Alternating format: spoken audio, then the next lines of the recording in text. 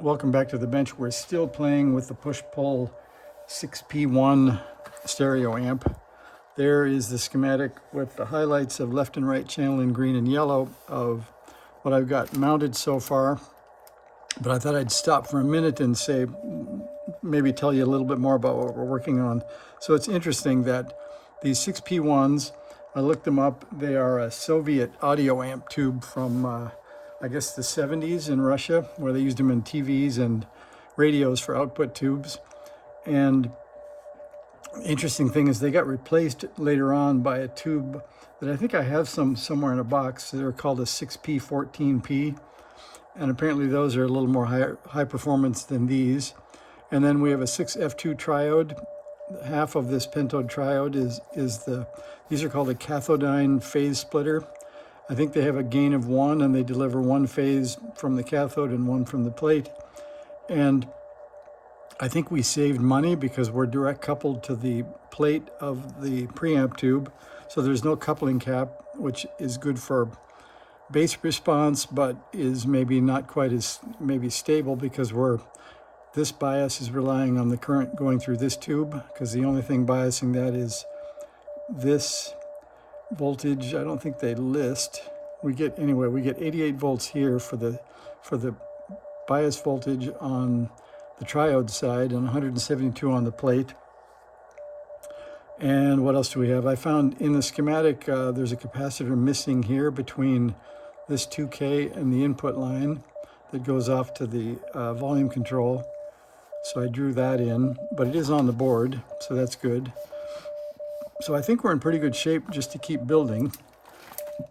And there's what we have so far with all the resistors, and I think the 200 picofarad caps. There's one here and one here. Those are, I think, part of an equalization network here.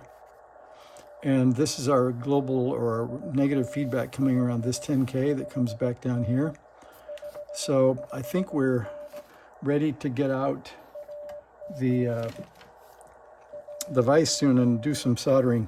But the interesting thing, maybe one more thing that I think is interesting is this schematic is pretty much a Fender Princeton. So if you're a guitar guy and you want an amplifier, you could use one side of this pretty much as the same thing that a Fender Princeton. I think Orange amps and Ampeg amps all use this cathodyne and push-pull outputs.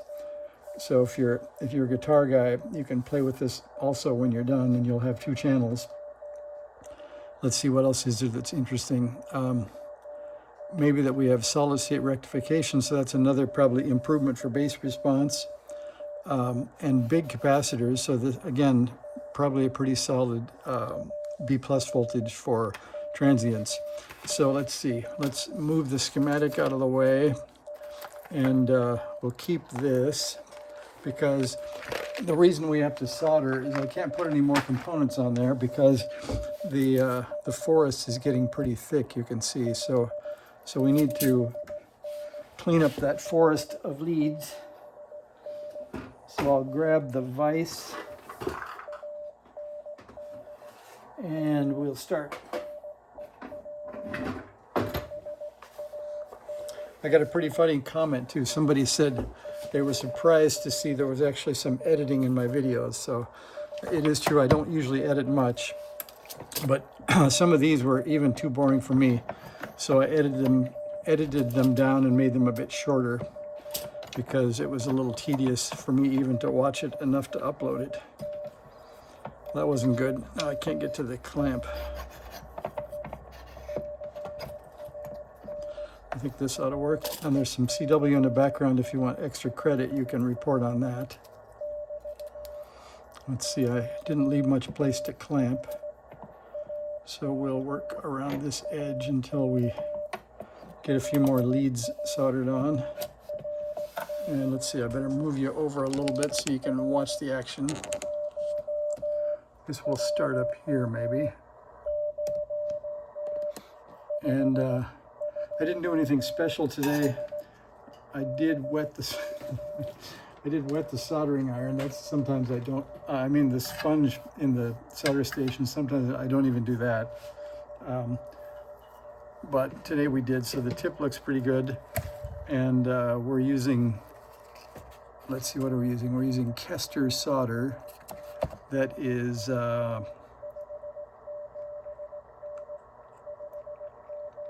don't see the gauge anyway. It's fairly thin, so it works pretty well. Melts pretty quickly. So we'll start with the top, and we'll see how much of this we edit out, because even I'll get bored trying to work around the top of the camera.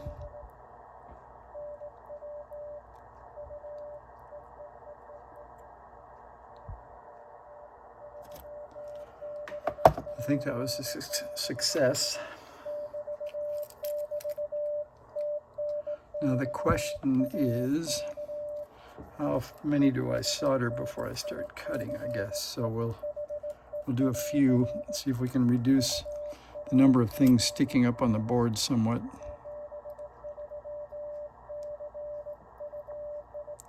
Well, these boards suck up a lot more heat than the Elecraft boards.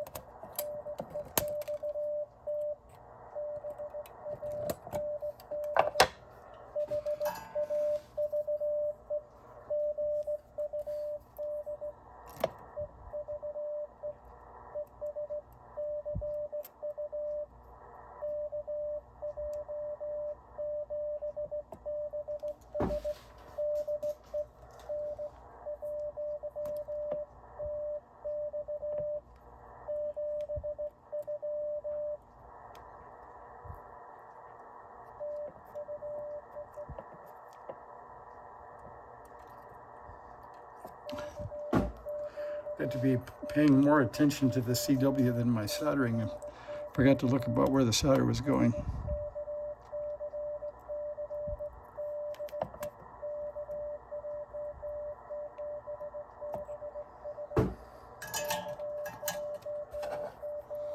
I guess we can take a look and see how we're doing at getting solder through the board to the other side, so we know if we're getting enough heat going here.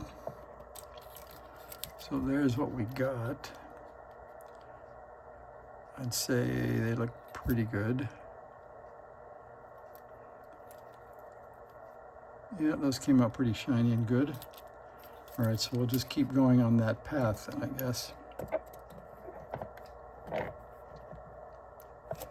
Minor earthquake.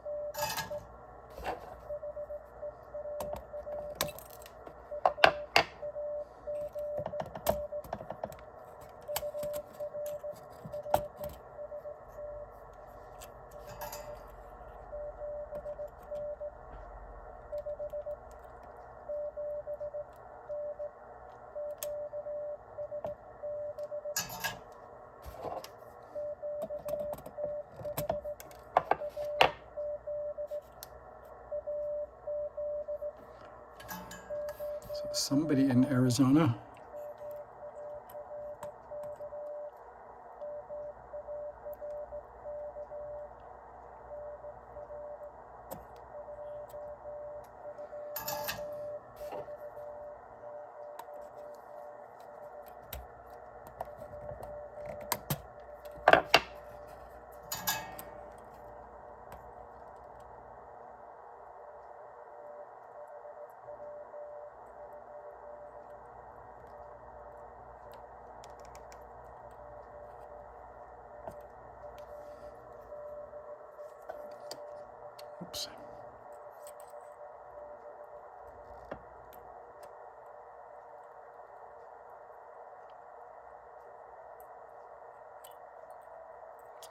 Too many trees.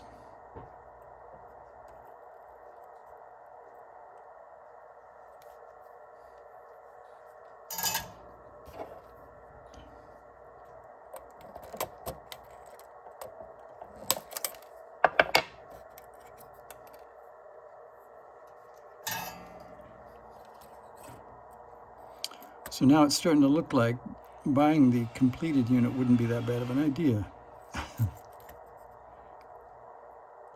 So this one was listed at $249, and I think I offered $200, and he came back at $212. I don't think they had the already completed model for sale. Otherwise, that might have been a good idea. And I think that's because they have their Chinese office and they maintain some stock in the US. So I bought from the US stock, so they may not stock the completed units in the US. But having no shipping and no delay was much, much better. Or I should say no international shipping. And I don't know if that means that I skipped the tariffs because they already had units in stock, or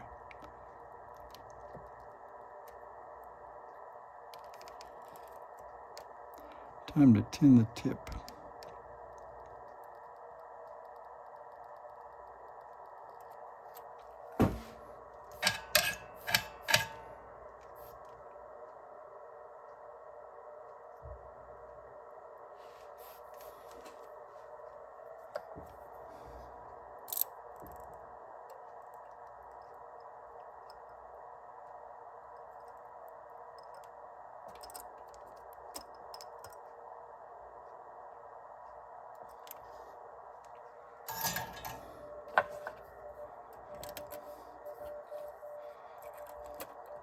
You know, I was thinking of something I heard on a flight to Hong Kong once too, when they asked if there were a lot of counterfeit purses and electronics in Hong Kong, and the person on the intercom said, assume that anything you buy in Hong Kong is a counterfeit.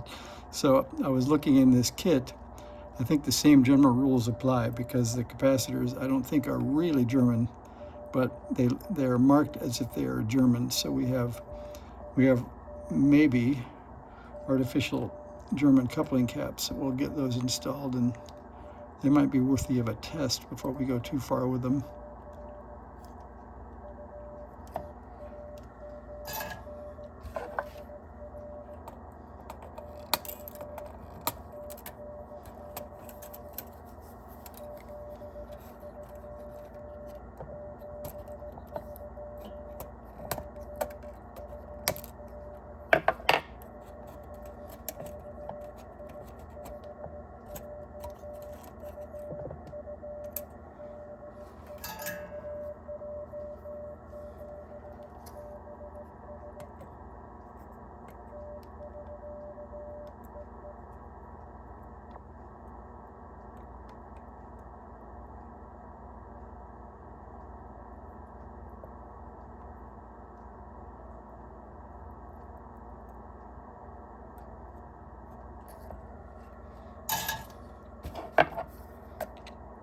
So comment if you'd rather have me leave all the video and edit them, or just leave it all unedited so you can skip through whatever you want to skip through. Let's see, we have that much ready. I think those are looking pretty good. We'll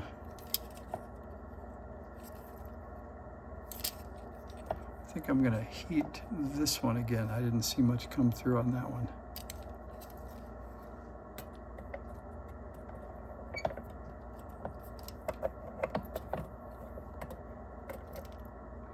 Be careful not to clamp the resistors in the vise, I guess.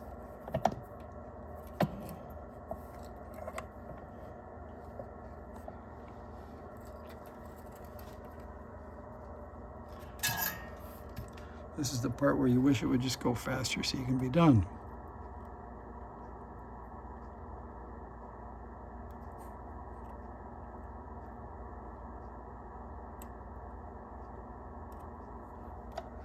Let's see what that did.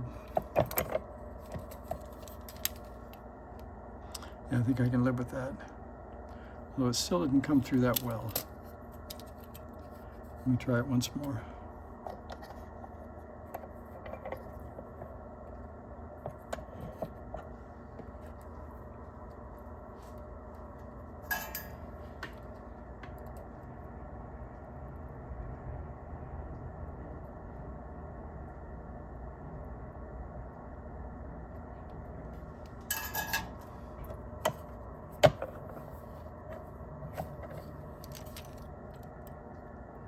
Still not perfect, but I'll live with it.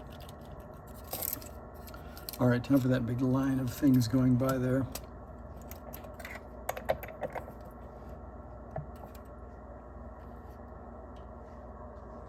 And maybe if we rotate this, we can get rid of that spot. Try that.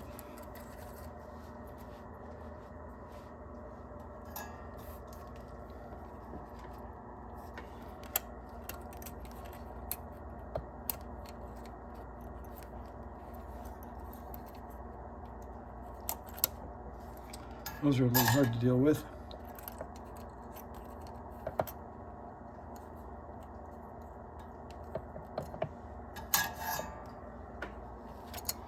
We'll see how hot that gets on my finger in a minute.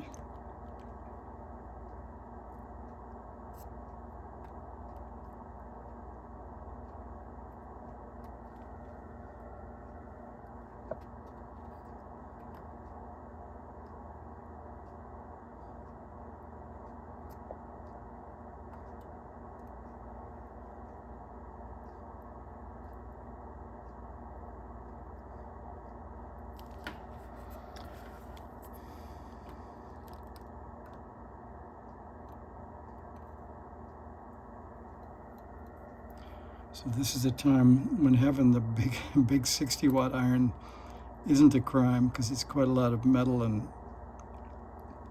PC board thickness here to heat.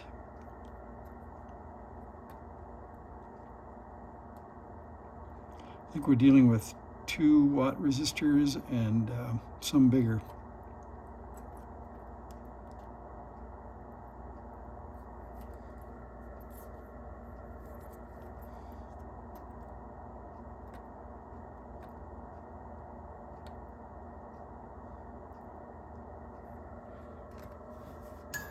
All right, let's see how those look.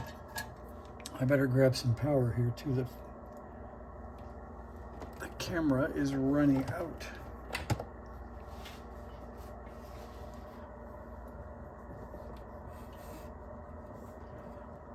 Pardon the jiggling while we get the wire plugged in.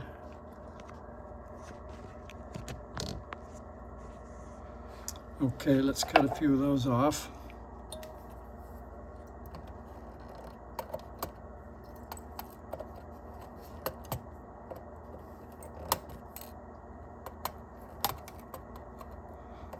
Those are pretty fat leads. Those must be the 2 watts or more. Interesting thing too is when you're looking on the schematic trying to find the cathode resistors, they're big power resistors. So when you see them here, you don't find them on the board because they're big metal bolt-on resistors that go in the chassis. All right, so we've got that much done. Let's see. Kind of, what would that be? That's half of one of the preamps built, I guess. And not too many resistors around the power amp, so most of that's also done. So I think we're going to end it at that. And I'll post this, and you guys can tell me if you want to watch the rest. Otherwise, I'll try to burn through a bunch of the soldering and come back to put the caps on, and then we'll talk again.